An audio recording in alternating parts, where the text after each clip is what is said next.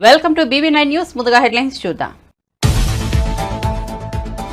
జగన్ పాలనలో కుంభకోణాలు తప్ప ఏమీ లేవన్న టీడీపీ అధినేత. అందరినీ మోసం చేసి ఒక్కడే ఉండాలనుకునే వ్యక్తి జగన్ అని ధ్వజం. సంపద సృష్టించడం తెలిసిన పార్టీ టీడీపీ అని పేర్కొన్న చంద్రబాబు.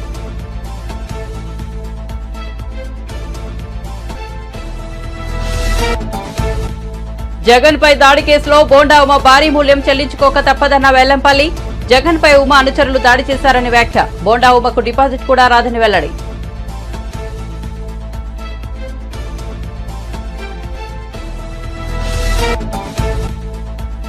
ఇరవై మంది ఎమ్మెల్యేలు టచ్ లో ఉన్నారన్న కేసీఆర్ వ్యాఖ్యలపై స్పందించిన రేవంత్ రెడ్డి. ఏం చూసి ఇతర పార్టీల నేతలు బీఆర్ఎస్ లోకి వెళ్తారని ఎద్దేవా.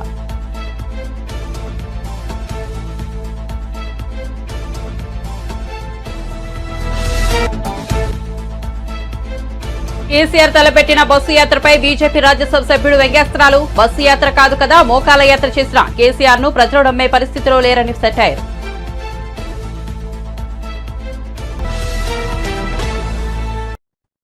ఇక వార్త వివరాల్లోకి వెళ్తే చంద్రబాబు నాయుడు తన పుట్టినరోజు సందర్భంగా గూడూరులో మహిళలతో ముఖాముఖి కార్యక్రమాన్ని నిర్వహించారు. ఈ సందర్భంగా ఆయన మాట్లాడుతూ ఏపీని పేదరికం లేని రాష్ట్రంగా మార్చేందుకు కృషి చేస్తానని అన్నారు.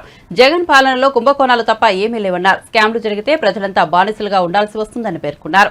అందరినీ మోసం చేసి ఒక్కడే ఉండాలనుకునే వ్యక్తి జగన్ అని విమర్శించారు. దీపం పథకం కింద వంట గ్యాస్ ఇస్తే దాన్ని ఆర్పేశారని దుయ్యబట్టారు. సంపద సృష్టించడం తెలిసిన పార్టీ టీడీపీ అని చంద్రబాబు చెప్పుకొచ్చారు. నేను రూపాయి రివాల్వింగ్ ఫండ్ ఇచ్చాను. అది కార్పస్ తయారు చేశాం. పసుపు కుంకుమ ద్వారా 10,000 రూపాయలు ఒక్కొక్క మహిళకు ఆర్థిక సహాయం చేసిన పార్టీ తెలుగుదేశం పార్టీ.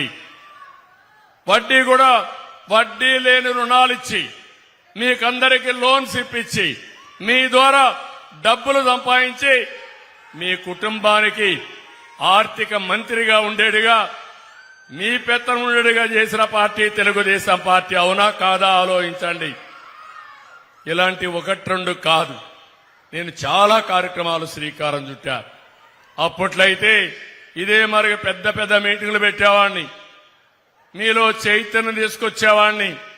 తద్వారా ఈరోజు చూస్తే మహిళలు బ్రహ్మాండంగా ముందుకు పోయే పరిస్థితికి వచ్చారు. నేను ఆ రోజు ఒక పని చేశాను. ఒక నిర్ణయం జీవితాల్లో ఎంత మార్పు తీసుకొస్తుందో ఇక్కడుండే ఆడపిల్లలే సాక్ష్యం. నేను ఆ రోజు ఉద్యోగాల్లో కాలేజీల్లో 33% రిజర్వేషన్లు పెట్టారు. నాకు మగపిల్లలు ఒక మాట అడిగారు, సార్ మీరంతా 33% పెట్టారు, మెరిట్లో ఎక్కువ వస్తారు, 2 కలిపితే 60% ఆడబిడ్డలే వస్తారు, మేము 40% కుదించిపోతున్నాం, ఏమంటారంటే నేను మాట చెప్పాను, అయ్యా ఇన్ని రోజులు మీరు బాగా చదువుకున్నారు, మీరే పెత్తనం చేశారు, కొన్ని రోజులు మా హవా ఆడబిడ్డలకు వదిలిపెడదాం, ఆడబిడ్డలు చేయగలుగుతారని చెప్పి 33% ఉద్యోగాల్లో 33% కాలేజ్ సీట్లలో రిజర్వేషన్లు పెట్టానా లేదా? అది పెడితే ఆడబిడ్డలు బ్రహ్మాండంగా చదువుకున్నారు.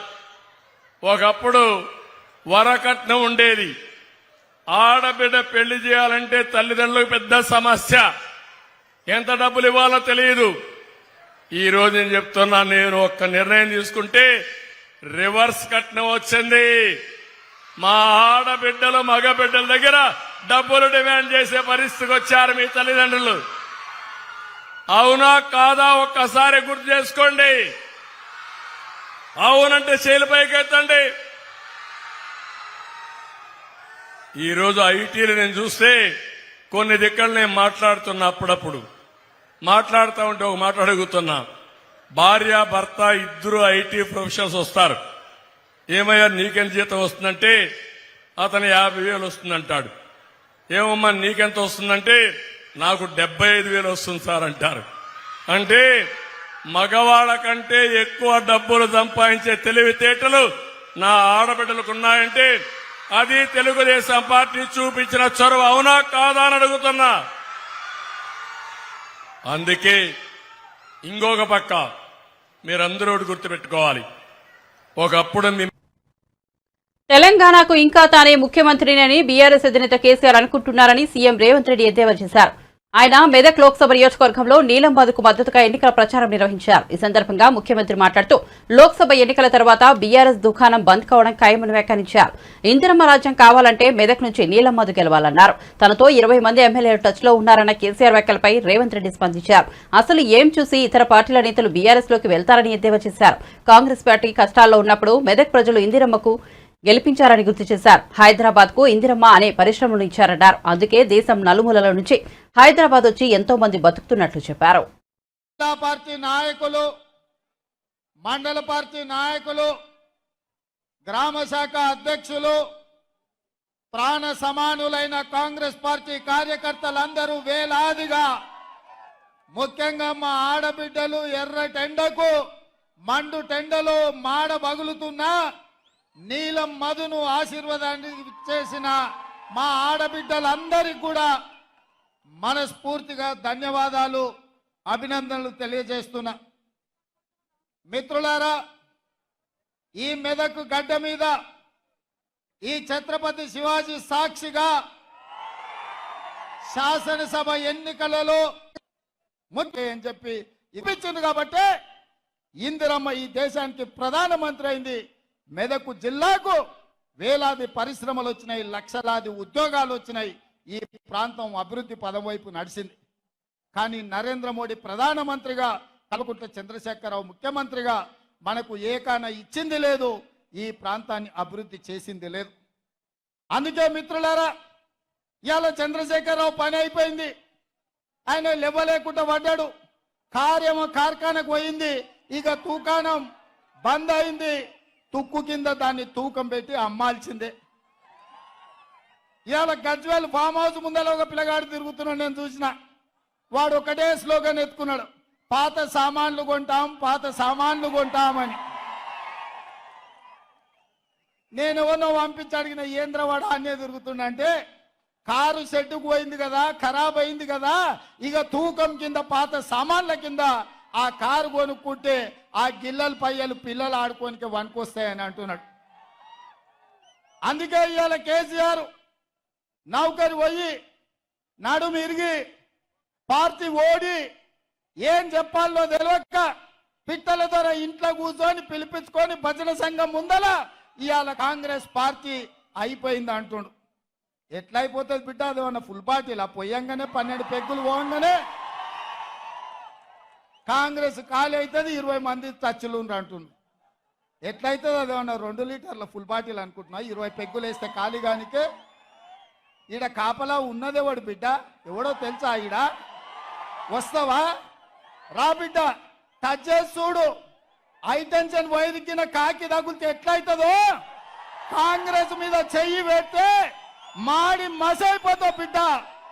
నీ తాతలు ముత్తాతలు గుర్తు రావాలి. కాంగ్రెస్ టచ్ చేస్తే నువ్వు అనుకుంటున్నావేమో. నేను జైపాల్ రెడ్డి జానారెడ్డిని కాదు బిడ్డ, మర్యాదగా ఉండనికే బట్టలు ఇప్పదించి రోడ్డు మీద ఉరికించి కొట్టిస్తా బిడ్డ మా కాంగ్రెస్ పార్టీ కార్యకర్తలతోటి. ప్రజలు ఎన్నుకున్న ప్రభుత్వం, ప్రజా తీర్పిచ్చిన ప్రభుత్వం, ప్రజల మన్నన పొందిన ప్రభుత్వం 100 రోజుల్లో 6 గ్యారంటీలలో 5 గ్యారంటీలు అమలు చేసిన ప్రభుత్వం. మా ప్రభుత్వాన్ని పడగొడతారా నువ్వు మోడీ కలిసి? నువ్వు మోడీ చీకట్లో మాట్లాడుకుంటే అయిపోయింది అనుకుంటున్నావా? రా బిడ్డ రా, మోడేస్తాడో మోడీ తాతను తెచ్చుకుంటావు, నీ ఎంబడి ఎవడొస్తాడో రాండి. ఏసాలు వేస్తున్నట్టు నువ్వు. ఆడబిడ్డలకు ఆర్టీసీలో ఉచితంగా బస్సు ప్రయాణం కల్పిస్తే ఈ 120 రోజుల్లో 35 కోట్ల మంది మా ఆడబిడ్డలు అమ్మగారింటికి పోయిరు, అత్తగారింటికి పోయిరు, సుట్టపోళ్ళింటికి పోయిరు. 7 పాయల జాతరకు కూడా మా ఆడబిడ్డలు పోయొచ్చారు. మేడారం సమ్మక్క సారలమ్మ జాతరకు పోయినరు. మా ఆడబిడ్డలు ఇవాళ ఆర్టీసీ బస్సుల్లో ఉచిత ప్రయాణం చేస్తే వాళ్ళ కళ్ళల్లో ఆనందం చూసి ఓర్వలేక కళ్ళల్లో జీడి పోసుకుంటుండే కేసీఆర్. ఈ ప్రభుత్వాన్ని వడగొడితే ఆడబిడ్డలకు ఆర్టీసీ బస్సు ఉచిత ప్రయాణం రద్దవుతుందని మా ఆడబిడ్డలకు వ్యతిరేకంగా కుట్ర చేస్తున్నాడు.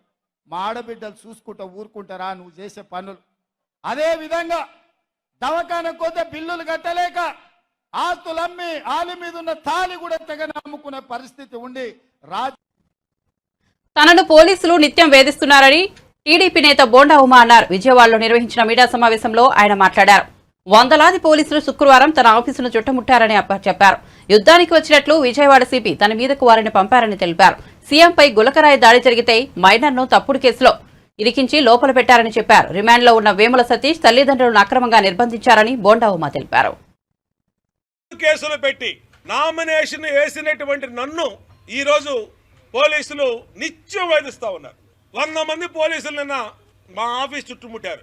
2 ఏసీపీలు, 4 సిఐలు, 6 మంది ఎస్ఐలు, కానిస్టేబుల్స్, టాస్క్ ఫోర్స్ వీళ్ళందరూ కూడా ఒక యుద్ధానికి వచ్చినట్టుగా విజయవాడ సిపి మా మీదకి పంపించాడు. ఏం తప్పు చేశాం మేము రోజు ప్రజల్లో ఉన్నాం.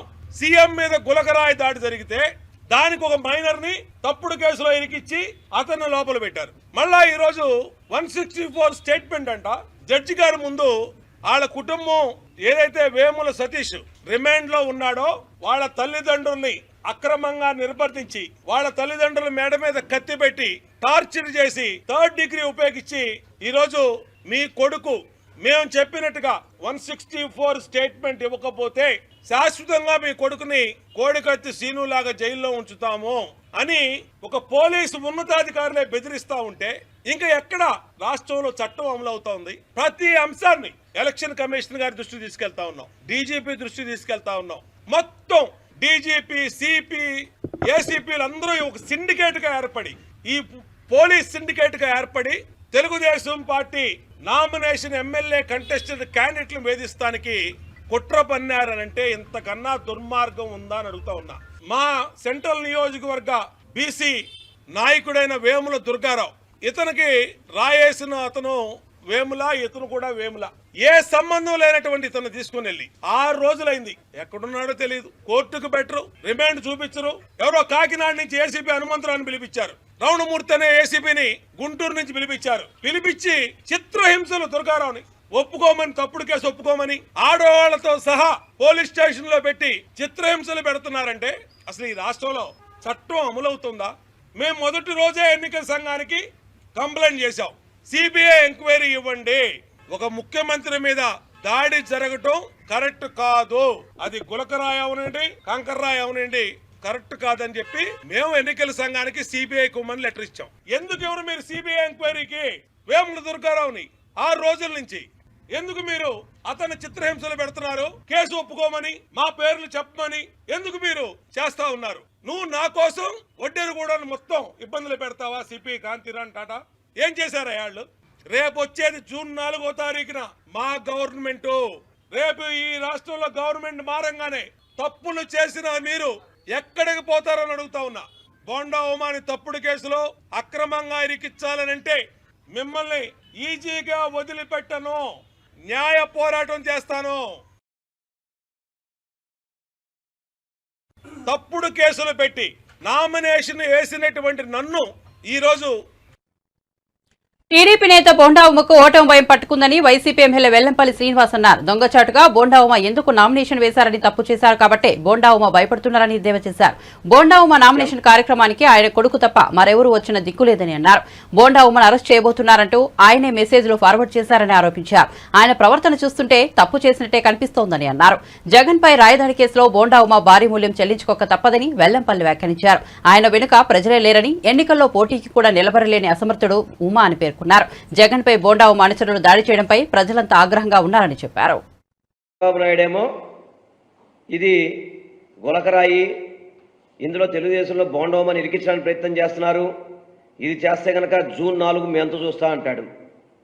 అదేవిధంగా బోండా ఉమ కూడా జూన్ 4 మీ అంత చూస్తూ ఉంటారు. అదేవిధంగా పట్టాభి అతను కూడా ఇష్టం వచ్చిన మాడుతున్నారు. ఒక్కసారి కనుక మనం ఆలోచన చేసుకుంటే ఈ సంఘటనలో తెలుగుదేశం వాళ్ళ హస్తం ఉందో లేదో వాళ్ళ నోటెమ్మటే మీకు అర్థమయ్యే విధంగా తెలుసుద్ది. వాళ్ళ నోటెమ్మటే అర్థం చేసుకోండి. ఎందుకంటే ఇదేదో మనం చేసినది కాదు, మనం చెప్పింది కాదు, వాళ్ళ నోటెమ్మటే. ఒకసారి 1వ వీడియో చూపెడదామా? ఫస్ట్ వీడియో ఒకసారి చూడండి. వెల్లంపల్లి సీను చేసినటువంటి కుట్ర, ఈ సానుభూతి పొందడానికి 27 రోజుల్లో ఎలక్షన్ పెట్టుకొని ఇవాళ గులకరాయితో కొట్టించుకొని గులకరాయితో కొట్టించుకుంటే ప్రాణహాని అంట. అంటే ఎక్కడైనా ఇది నమ్మసత్యంగా ఉందా అని వైసీపీ వాళ్ళే నవ్వుకుంటారు. ఇది మీరు విన్నారు కదా, ఇది ఫస్ట్ వీడియో. ఇది ఈ కుట్ర నేనును కేశినేని నాని గారు విజయవాడ పశ్చిమ నియోజకవర్గంలో రౌడీ షీటర్లు తీసుకొచ్చుకొని మాకు మేమే దాడి చేసుకున్నామని చెప్పని గౌరవ మాజీ శాసనసభ్యులు బోండా ఉమా గారు మాట్లాడిన మాటలు. ఇంకొకటి రెండో వీడియో చూద్దాం ఒకసారి. అంటే దీంట్లో ఇవాళ సెంట్రల్ నియోజకవర్గంలో అనుకోకుండా జరిగిందండి ఆ సంఘటన. ఎవడో కుర్రోడు ఆ కారణం కూడా చెప్పాడు. మా అన్నా క్యాంటీన్ తీసేసాడు, ఆ ఇంటి పక్కనే అన్నా క్యాంటీన్. మాకు 300 ఇస్తామని కిరాయి 300 ఇవ్వకుండా మమ్మల్ని రోడ్డు మీద వదిలేశారు. వాళ్ళ అమ్మకు 200 ఇస్తామని 200 ఇవ్వలా, ఎవరిగాడు వెళ్ళిపోయాడు అని చెప్పి బాధతో ఆ కోపంతో చీకట్లో రాయి ఇసిరాడు. అది దురదృష్టవశాత్తు సీఎంకి తగిలింది. అంతే తప్పితే గురి చూసి ఇరసటానికి ఏమి చిన్న విషయం కాదు. ఎందుకు టార్గెట్ చేస్తున్నారు? సెంట్రల్ నియోజకవర్గంలో ఇన్సిడెంట్ పరిస్థితుల్లో కేసుల్లో ఇరుక్కుంటారు అని చెప్పాడు. రెండో వీడియోలో ఏం చెప్తున్నాడు? అవును, మా కాన్స్టిట్యూన్సీలోనే మావాడే రాయిసిరాడు, అన్నా క్యాంటీన్లో మూసేసామని చెప్పని, అదేవిధంగా ఏదో పేమెంట్ ఇవ్వడానికి సరిగ్గా డబ్బులు ఇవ్వలేదని చెప్పని ఇస్తారని చెప్పని. ఇంతవరకు ఆ సతీష్ అనే నిందితుడు ఆ వీడియో మాట్లాడేంత వరకు కూడా పోలీసు కానీ ఎక్కడా కూడా మాట్లాడిన పరిస్థితి లేదు.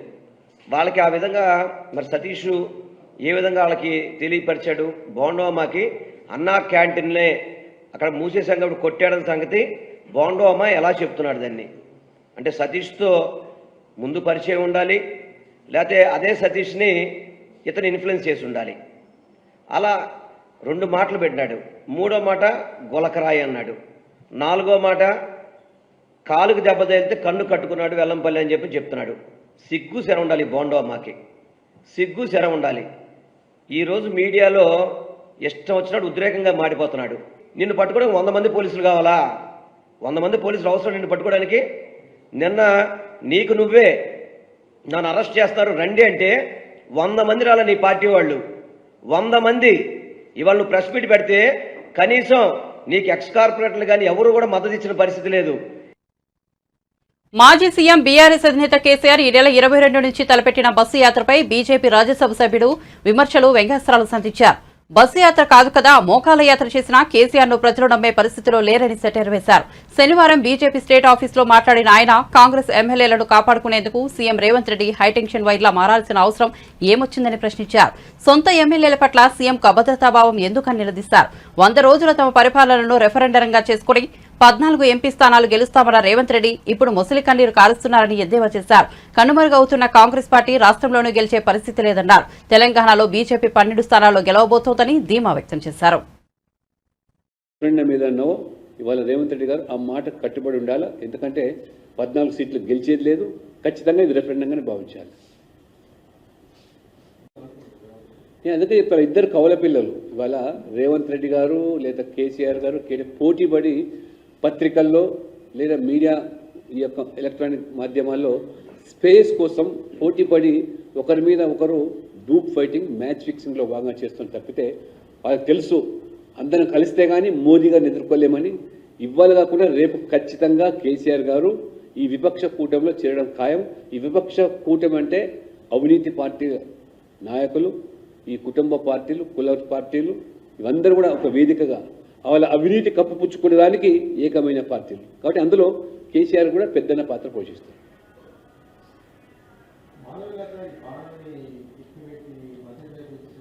అది అది అది అది ఆమె దానికి స్పష్టం చేసింది. అది ఎక్కడ కూడా డెలిబరేట్గా చేయలేదు కూడా. She made it very clear. బీజేపీకి ఫర్ ఇన్ఫర్మేషన్ చెప్తున్నాను, ఇవాళ మీరు ఉత్తరప్రదేశ్ లాంటి రాష్ట్రాల్లో కూడా పస్మందా ముస్లిమ్స్ పేరు మీద ముస్లింల నుండి వెనుకబడ్డ వర్గాలు సైతం కూడా పెద్ద ఎత్తున ఇవాళ బీజేపీకి మద్దతు తెలుపుతున్నారు. బీజేపీని ఇవాళ అనుకూలంగా వారు ఓటు వేస్తూ ఉన్నారు. కాబట్టి ఇవాళ ముస్లింలు కూడా ప్రధానమంత్రి మీరు చూస్తూ ఉన్నారు స్వయంగా ఏ రకంగా ఇవాళ మైనారిటీస్, ముస్లిమ్స్, క్రిస్టియన్స్ డామినేటెడ్ స్టేట్స్లో, క్రిస్టియన్ డామినేటెడ్ స్టేట్స్లో, నార్త్ ఈస్ట్లో కూడా బీజేపీ ఇవాళ 6 రాష్ట్రాల్లో అధికారులు ఉన్నాం. ఇవాళ హైయెస్ట్ సీట్స్ కూడా ఆ నార్త్ ఈస్ట్లో బీజేపీ సాధించబోతుంది. We're in power in 6 states out of 8. Agenda ఒకటి అభివృద్ధి.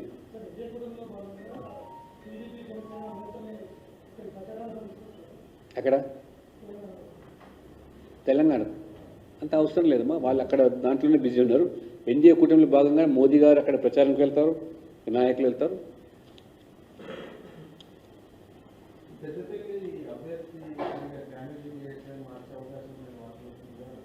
వార్తలు వస్తున్నాయి, మేము వింటున్నాం మీ మాదిరి.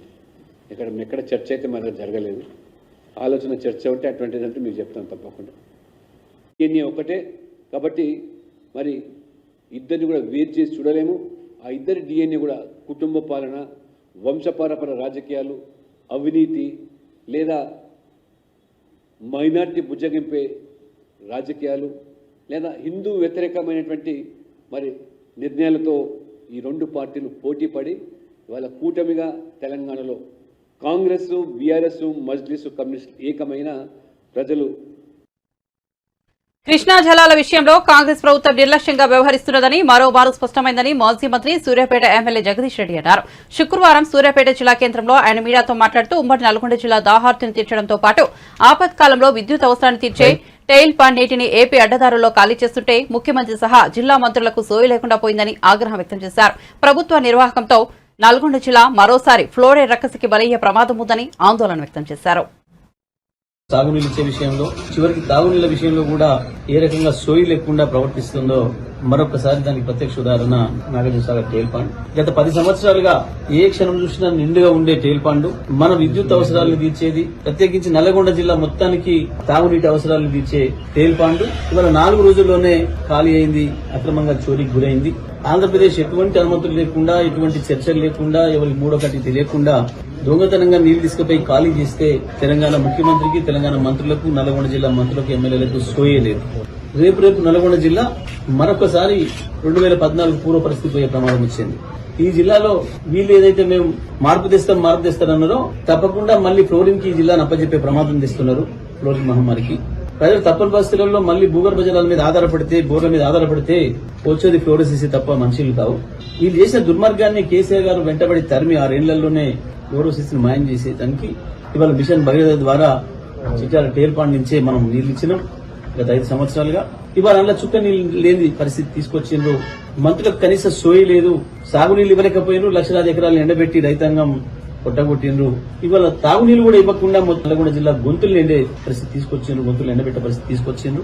ఇంత మించిన దుర్మార్గం ఇంకొకటి లేదు. ఒక ప్రభుత్వం అనేది ఇంత సోయి లేకుండా, ఇంత నిర్లక్ష్యంగా ఉండడం అనేది ఒక సిగ్గుచేటు. గతంలో సమైక్యాంధ్ర ప్రభుత్వాలు కూడా ఇంత దరిద్రంగా లేకుండే, కానీ వాళ్ళ వచ్చిన ఆ సమైక్యాంధ్ర నాయకుల తొత్తు ప్రభుత్వం ఇది. వాళ్ళ యజమానులకు సంతోషం కలిగించే పద్ధతుల్లో వీళ్ళ ప్రవర్తన కనబడుతుంది. జిల్లాలో ఓట్లేసి గెలిపించిన ప్రజలు వీళ్ళకి కనబడతలేరు. వీళ్ళకి ఆనాడు బీఫామ్లు ఇచ్చిన బాసలే మళ్లీ గుర్తొస్తున్నట్టున్నారు. ఇంత దుర్మార్గంగా ప్రవర్తిస్తున్నారు. మరి వెంటనే టేల్ పాండ్ లో నీళ్లు ఖాళీ అయిన దానికి బాధ్యులెవరు, ఎందుకు జరిగిందో సమాధానం చెప్పాల్సిన బాధ్యత ప్రభుత్వం పైన ఉంది, ముఖ్యమంత్రి పైన, జిల్లా మంత్రుల పైన ఉంది. మరి వెంటనే తగు చర్యలు తీసుకుని జిల్లాలో ప్రజలు ఏదైతే భయభ్రాంతులకు గురవుతున్నారో మళ్లీ మనుషుల కొరకు మేము ఎక్కడికి పోవాలి, మళ్లీ 1000 ఫీట్ల లోతుకు పోయి ఫ్లోరోసిస్ వ్యాధిని మహమ్మారి తెచ్చుకుని తాగాలన్న బాధ, భయం మొదలైంది జిల్లా ప్రజల్లో. మరి వెంటనే తగు చర్యలు తీసుకుని జిల్లా ప్రజలకు ధైర్యం ఇవ్వాల్సిన అవసరం. మన విద్యుత్ అవసరాలు కూడా ఎంతో. టీడీపీ అధినేత చంద్రబాబు యువనేత నారా లోకేష్ విద్వేషపూరిత వ్యాఖ్యలు చేస్తున్నారని, సాక్షాత్ ముఖ్యమంత్రిపైనే దాడి చేయమని ప్రోత్సహిస్తున్నారని వైసీపీ నాయకురాలు వాసిరెడ్డి పద్మ విమర్శించారు. కేసులుంటేనే పదవులు వస్తాయని లోకేష్ అంటున్నారని దుయ్యబట్టారు. టీడీపీ ఓటమి అంచనా ఉంది కాబట్టే దాడులకు తెగబడుతున్నారని అన్నారు. ఓటమి భయంతో టీడీపీ హత్య రాజకీయాలకు తెగబడుతోందని చెప్పారు. అభివృద్ధి అంటే ఏమిటో, ఎలా పాలించాలో చంద్రబాబుకు తెలుసా అని వాసిరెడ్డి పద్మ ప్రశ్నించారు. పాలన చేతనైతే 5 ఏళ్లలో ఎందుకు ఏమీ చేయలేకపోయారని అన్నారు. అధికారంలోకి వస్తే ఏం చేస్తారో కూడా చెప్పలేకపోతున్నారని, కూటమిని చూసి ఓట్లు వేయాలని అడుగుతున్నారని ఎద్దేవా చేశారు. చంద్రబాబు మాటలకు ప్రజల నుంచే కాకుండా టీడీపీ నేతల నుంచి కూడా స్పందన రావడం లేదని అన్నారు. బైకుతో గుద్ది చంపేసినటువంటి ఘటన నిన్న జరిగింది. ఆయన బ్రెయిన్ డెడ్ అయి చివరికి ఆసుపత్రిలో మృతి చెందారు. ఒంగోలు, చిత్తూరు, అన్నమయ్య జిల్లా, అరకు నిన్న జరిగినటువంటి వీళ్ళ తెలుగుదేశం పార్టీ రౌడీయిజం సంఘటనలు, ఎక్కడికక్కడ వైసీపీ నాయకులపైన, సానుభూతి పరులపైన చేస్తున్నటువంటి దాడులు చూస్తుంటే ఏ రకమైనటువంటి ఎజెండాతో వీళ్ళు వెళ్తున్నారనేటటువంటి అర్థమవుతోంది. ఏకంగా చంద్రబాబు నాయుడు గారు పబ్లిక్ మీటింగుల్లో ముఖ్యమంత్రి గారి పైన రాళ్లతో కొట్టండి, దున్నపోతు అనేటటువంటి మాటలు ఉపయోగించడం ఒక విద్వేషపూరితంగా. ఓ పక్కన లోకేష్, మరో పక్కన చంద్రబాబు ఇద్దరు కూడా ముఖ్యమంత్రి గారి మీద ఒక దాడికి పురుకొల్పేటటువంటి విధంగా ప్రసంగాలు చేస్తా ఉన్నారు, రెచ్చగొడుతా ఉన్నారు కార్యకర్తలని, వాళ్ళకి సంబంధించినటువంటి శ్రేణులని. అంతకు ముందే లోకేష్ చాలా స్వయంగా చెప్పాడు, మీ మీద ఎన్ని కేసులుంటే మీకు అంత ప్రమోషన్లు, మీకు అన్ని పదవులు అనేటటువంటిది. ఈ నేపథ్యంలో ఇవాళ జరుగుతున్నటువంటి దాడులను చూస్తే ఉద్దేశపూర్వకంగా ఒక భయోత్పాతం సృష్టించాలి అనేటటువంటి దానితోటి ఇవాళ వైసీపీకి సంబంధించినటువంటి బ్రహ్మరథం పడుతున్నటువంటి సందర్భంలో ఈ ప్రభుత్వానికి, ముఖ్యమంత్రి గారికి, జగన్మోహన్ రెడ్డి గారికి ప్రజలు బ్రహ్మరథం పడుతున్నటువంటి సందర్భంలో వైసీపీ నాయకులని దాడులు చేసి, హత్యా ప్రయత్నాలు చేసి నిలువరించాలి అనేటటువంటి ఒక దురుద్దేశం ఈ రోజున తెలుగుదేశం పార్టీ కార్యక్రమాలలో కనపడుతూ ఉంది. చాలా స్పష్టంగా ఇవాళ ఎవరైతే గెలవలేమనుకుంటారో, ఎవరైతే ఓటమి అంచున ఉన్నామని స్పష్టత వచ్చిందో వాళ్లే ఇట్లాంటి పిరికి పందల చర్యలకి పాల్పడతారు. దాడులకి పాల్పడుతున్నారు అంటే వాళ్ళు పారిపోతున్నారని అర్థం. ఇవాళ యుద్ధరంగం నుంచి సిద్ధమంటూ ఇవాళ వైసీపీ శ్రేణులు జగన్మోహన్ రెడ్డి గారి నాయకత్వంలో సిద్ధమంటూ తరలి వస్తుంటే, వేలాది లక్షలాది కోట్లాది జన సమూహాలు కదిలి వస్తూ ఉంటే, వీళ్ళు ఒక పక్కన కూటమి కట్టినా కూడా శక్తి సరిపోక, ఎదురు నిలబడలేక పారిపోతూ చివరికి రాళ్లు రువ్వడం, మరణాయుధాలు. వివేకానందరెడ్డి హత్య కేసులో సీబీఐ ఛార్జ్షీట్లో చెప్పిన విషయాలను తాము మాట్లాడుతుంటే భావ ప్రకటన స్వేచ్ఛను హరించే విధంగా వైఎస్ఆర్సీపీ నాయకులు కోర్టుకు వెళ్లి యాగ్ ఆర్డర్ తీసుకొచ్చారని ఏపీపీసీసీ అధ్యక్షురాలు, కడప ఎంపీ అభ్యర్థి వైఎస్ షర్మిల ఆగ్రహం వ్యక్తం చేశారు. జగన్ కు చిన్న రాయి తగిలితేనే హత్య అవుతామని చెప్పిన వారు 5 ఏళ్ల కిందట వివేకానందరెడ్డిని గొడ్డలితో నరికి చంపితే ఎందుకు గుండెపోటేగా ప్రచారం చేశారో జగన్మోహన్ రెడ్డి సమాధానం చెప్పాలని డిమాండ్ చేశారు. నిందితుడిగా ఉన్న అవినాష్ రెడ్డికి మళ్లీ ఎంపీ టికెట్ ఎలా ఇచ్చారో జగన్ సమాధానం చెప్పాలన్నారు. కడప పార్లమెంటుకు కాంగ్రెస్ పార్టీ తరఫున షర్మిల నామినేషన్ దాఖలు చేశారు. లేక నేరం వైపు ఉన్నారా అని మేము ఏదైతే సిబిఐ ఛార్జ్ షీట్లో ఉందో ఆ విషయాలు మాత్రమే మాట్లాడడం జరుగుతుంది. ఏ విషయాలు ఛార్జ్ షీట్లో లేవో అవి మాకు కూడా తెలియని విషయాలు. మాకు ఇన్ని విషయాలు తెలుసు అంటే దానికి కారణం సిబిఐ ఆధారాలతో ఇన్ని విషయాలు బయట పెట్టింది కాబట్టే మాకు ఈ విషయాలు తెలిసాయి. మేము మాట్లాడకూడదు అన్నట్టు గ్యాగ్ ఆర్డర్ తీసుకొచ్చారు. జగన్మోహన్ రెడ్డి గారికి ఒక చిన్న రాయి తగిలితే దానికి హత్యాయత్నం అని పెద్ద బ్యానర్ ఐటమ్గా వేసుకున్నారు. అంటే ఒక చిన్న రాయితో మిమ్మల్ని హత్య చేసేంత ప్రయత్నం జరిగింది అని మీరు చెప్తున్నారు. మరి చిన్న రాయితో కొడితేనే మీకు హత్యాయత్నంలా ఉంటే రాజశేఖర రెడ్డి గారి తమ్ముణ్ణి, వివేకానంద రెడ్డి గారిని, ప్రజానాయకుణ్ణి 7 సార్లు తల మీద గొడ్డలితో నరికి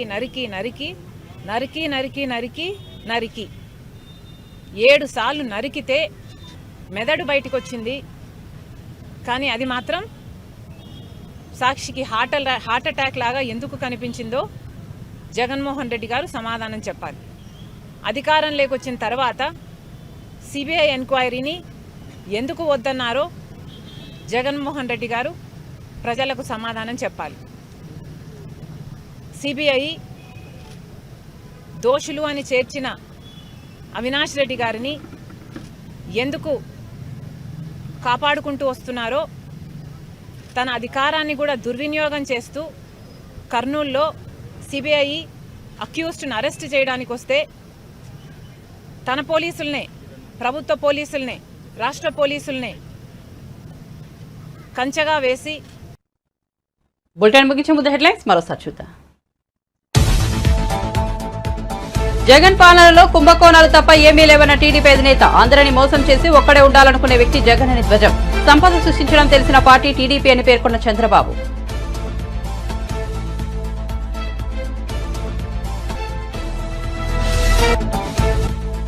జగన్ పై దాడి కేసులో బోండా ఉమ భారీ మూల్యం చెల్లించుకోక తప్పదన్న వెల్లంపల్లి. జగన్ పై ఉమ అనుచరులు దాడి చేశారని వ్యాఖ్య. బోండా ఉమకు డిపాజిట్ కూడా రాదని వెల్లడి.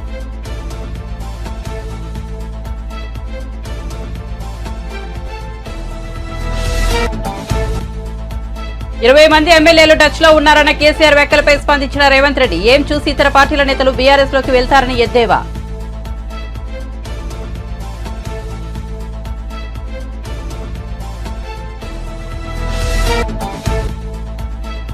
కేసీఆర్ తలపెట్టిన బస్సు యాత్రపై బీజేపీ రాజ్యసభ సభ్యుడు వ్యంగ్యాస్త్రాలు. బస్సు యాత్ర కాదు కదా, మోకాల యాత్ర చేసిన కేసీఆర్ ను ప్రజలు నమ్మే పరిస్థితిలో లేరని సెటైర్.